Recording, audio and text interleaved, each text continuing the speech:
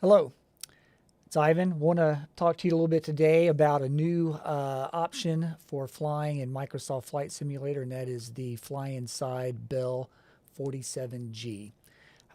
This is a particularly special helicopter to me because as a child of the 70s, when I think of helicopters, it's the Bell 47G that pops into my mind. Maybe this was just from the culture back then, of course, shows like MASH, which had I can't remember, the H-13 maybe was the military equivalent of the Bell 47G, where it was the medevac and that kind of thing. But growing up, this was the helicopter that I would think of when you would say helicopter. What I like about this helicopter in terms of Microsoft Flight Simulator, it is very fun, occasionally frustrating, but it is fairly fun to fly. It is very tough to fly. It is super easy to crash. It's super easy to have an engine failure. And I think that's kind of what makes it fun. So what I'm going to do today is just kind of go through just a real quick first impression. I'm not going to get into detail. This is not a tutorial. So just kind of, hang out and kind of watch, and I'll go over a few things. Expect some crashes. As I said, this thing is easy. It's very hard to land, and this thing can have engine failures, and it can also literally just fall out of the sky. So let me kind of switch over here. And so we'll kind of take a quick look in the cockpit.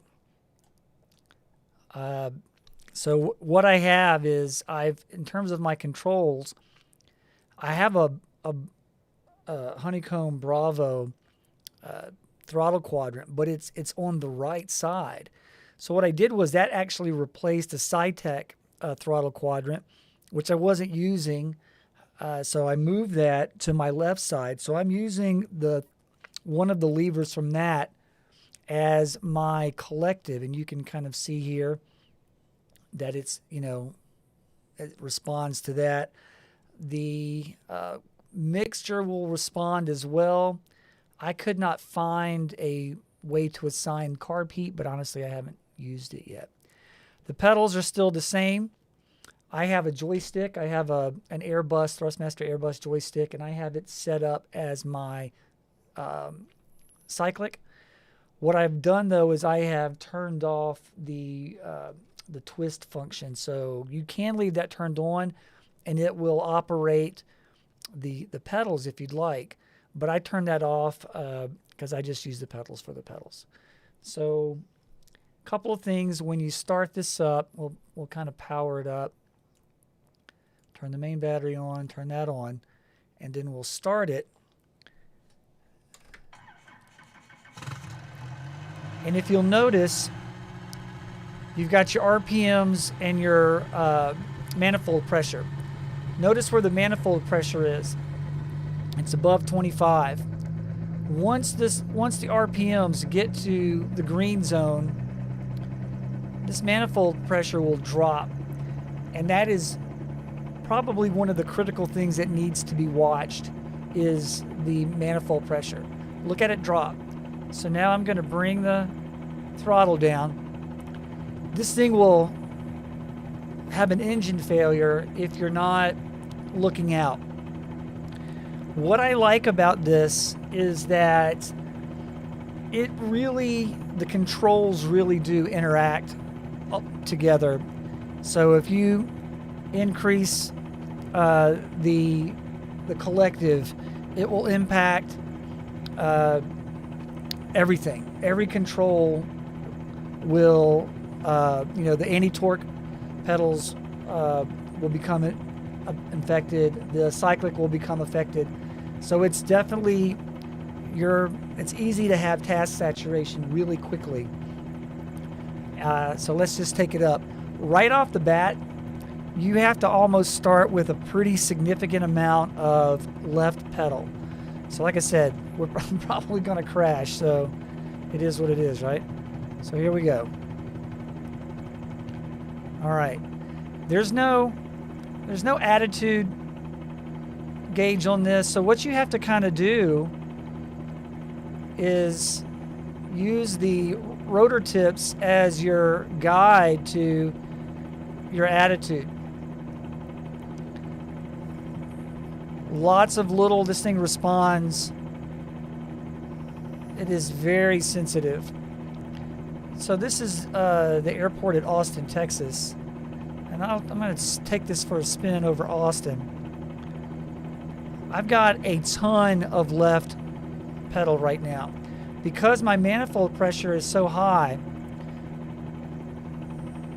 it doesn't quite respond as quickly as I would if I was going to the right. See? Holy cow, this thing is sensitive. Very sensitive. So let's get a little forward momentum going. Got a little bit of a wind today. I've got the weather set for live. I have no idea what the weather in Austin is like right now. You can notice on my I've got ForeFlight up and running, and I've got it set up where you can see my ground speed. This thing is not fast. So if you're trying to do flight from one city to another, this is definitely not the way to go. Even just taking off at an airport near a big city, it can take a while to get to that airport. Yeah, I'm only at about 44 knots, so I'm gonna give it a little more forward cyclic. And as I do, I'm gonna bump up my collective, keeping an eye on that manifold pressure. I try to keep it right under 25, which is the red line. And then using that orange or yellow rotor tip blade to kind of give me an idea of attitude. Because again, no attitude gauge per se. So if you give it more forward cyclic, your manifold pressure will drop, and so you can bump it up a little more. I've gotten this up to about 70, 80 knots before.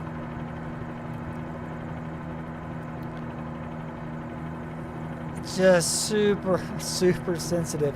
Now this has other modes. You can fly in an easy or medium mode. You can change the sensitivity of the controls. I have opted to leave this. The only thing I have checked that is assistive at all is the governor is set to auto.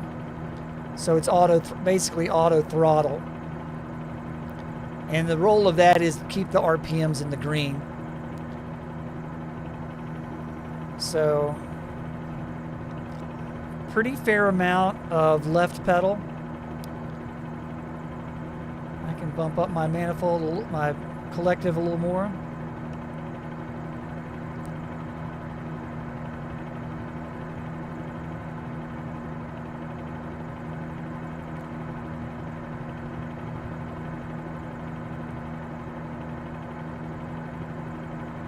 My settings right now on Microsoft are pretty much set to high end. That's about all my system can do while streaming, and it still stutters. I keep looking for a 3080 or even a 2080 Ti, but man, they are pricey. I'll attempt a landing at some point, but I will probably crash. Landing in a big enough area is actually fairly easy. But like picking a small area, like even like a helipad or something like that, that takes some skill, as I imagine it would in real life. Just kind of go in a little more towards the city. So as I'm giving it more left pedal, I have to balance that out with the cyclic, otherwise it will basically roll over. More than once I have literally just rolled this thing over and it just falls out of the sky. Got about a 50 something knot ground speed right now, so not fast, but it's really really cool, and this has just been a lot of fun to fly. They say on the webpage, the developer's webpage, that they've incorporated a certain amount of their own flight model in this, which I really do wonder how much control the third-party developers have over that, because maybe as some of the more quote-unquote study level stuff comes out, we'll see some improvement in flight model, which I don't harp on flight model too much, because in my opinion none of them get it right. All right, so now I'm going to turn to the right, and I'm just easing off my left pedal. I'm not really giving it right pedal.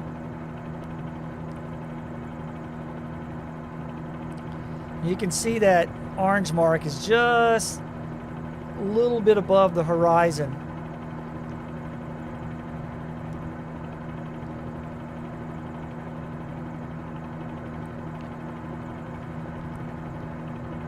And as I turn, I have to balance it out with my cyclic, otherwise it'll just fall over to the right. Let me take it down a little bit lower.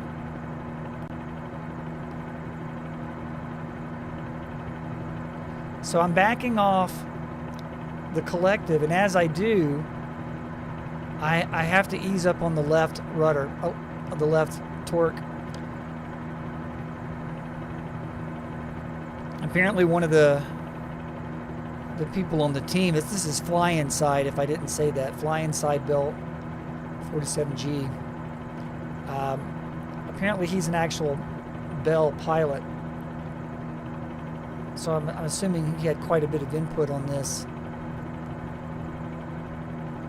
I'll try to get down a little bit lower.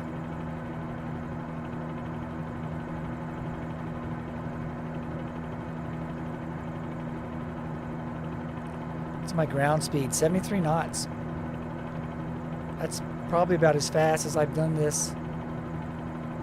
We can even try to hover. Hovering is really hard, which my understanding is true for actual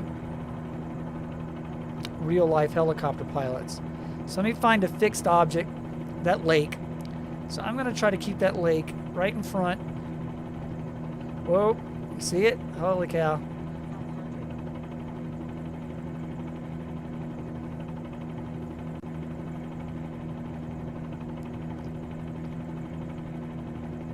So now I'm just trying to slow down. I'm going to try to hover. And I'm not going to try to use back.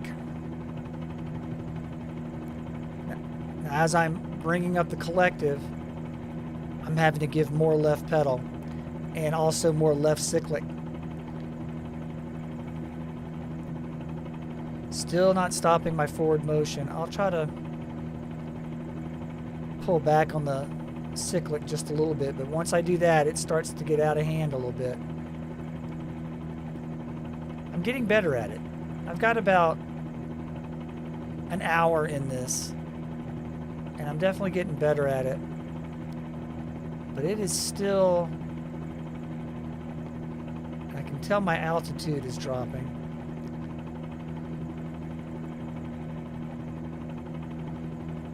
Bump up my collective a little bit more.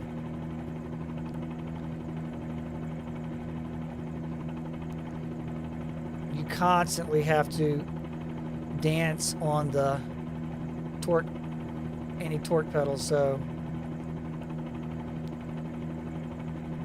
up. So that's my attempt at hovering. I'm going to bring it forward.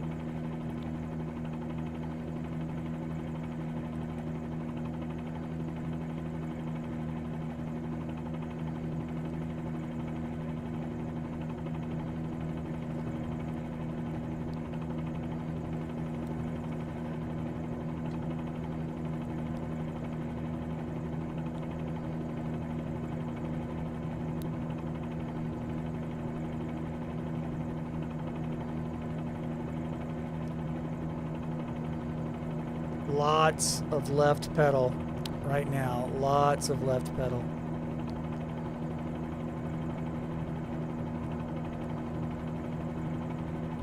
It is hard to even take your eyes away from the screen to look at any of my other gauges or anything, because it's just so easy to get out of hand.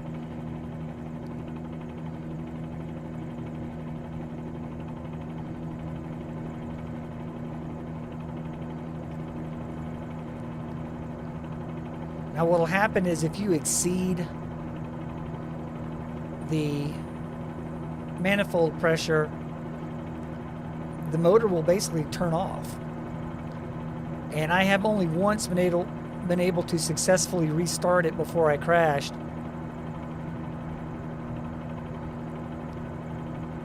And for the record, you cannot land on building tops. Microsoft does not allow you to do that. It just interprets it as a crash.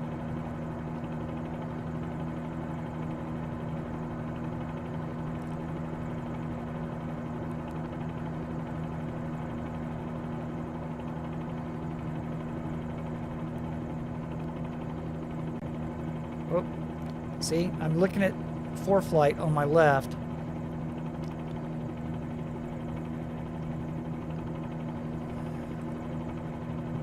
Sometimes it doesn't even feel like I'm going forward, but I am. I promise you I am.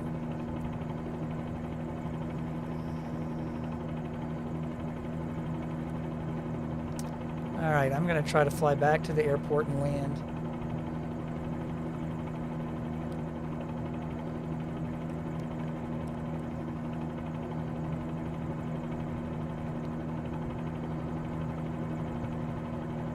Lots and lots of left pedal right now. All right, there's the runway. Let's see if I can get back without crashing. Again, not looking to, I'm not anywhere close to being able to land this within, like say, X marks the spot kind of tight, but I can land it if I have enough space around me.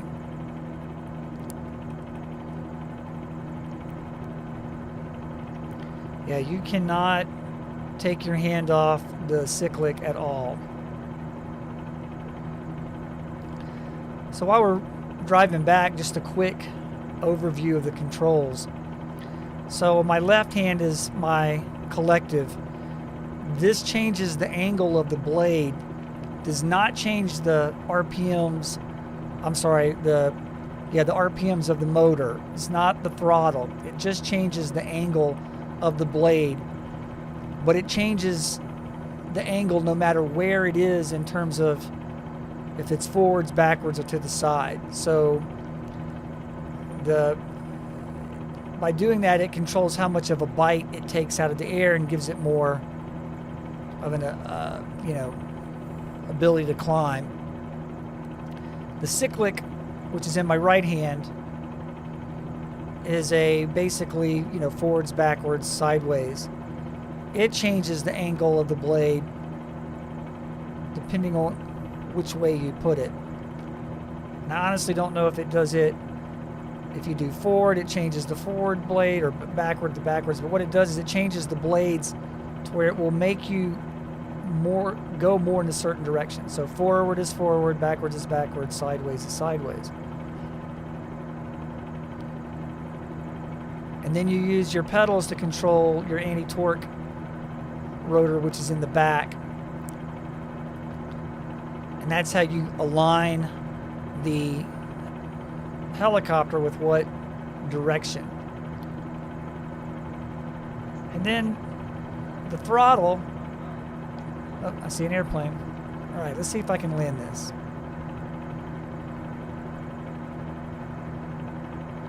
So I'm going to start letting off on the collective, and as I do, I have to go from left pedal to right pedal.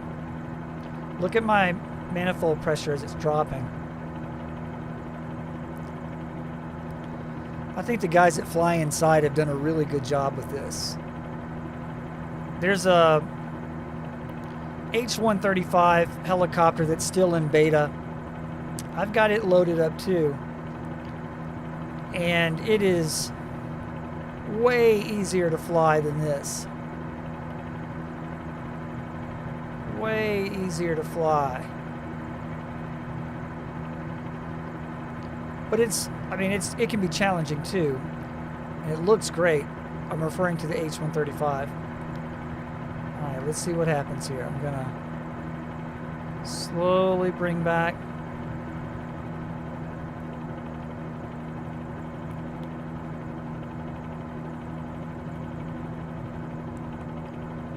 Now I'm not gonna make that H. I'm going too fast. So I'm gonna try to just land anywhere and not crash.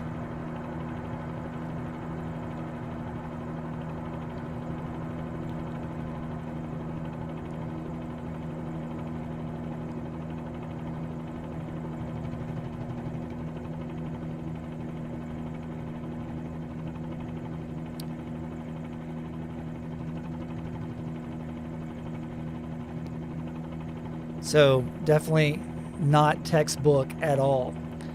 So let me cut it down. So anyway, this was just a quick flight in what I think is a very fun aircraft to pilot, especially if you're just looking for a break from the fixed wing choices that Microsoft Flight Simulator has. I think the Bell 47G is a great one to have. You can buy it from the Flyinside website, and you can download it and install it. It goes into the community folder. And there's another app you have to install separately, which allows you to change the flight model and gives you a few parameters that you can tweak. In any case, hopefully you enjoyed this.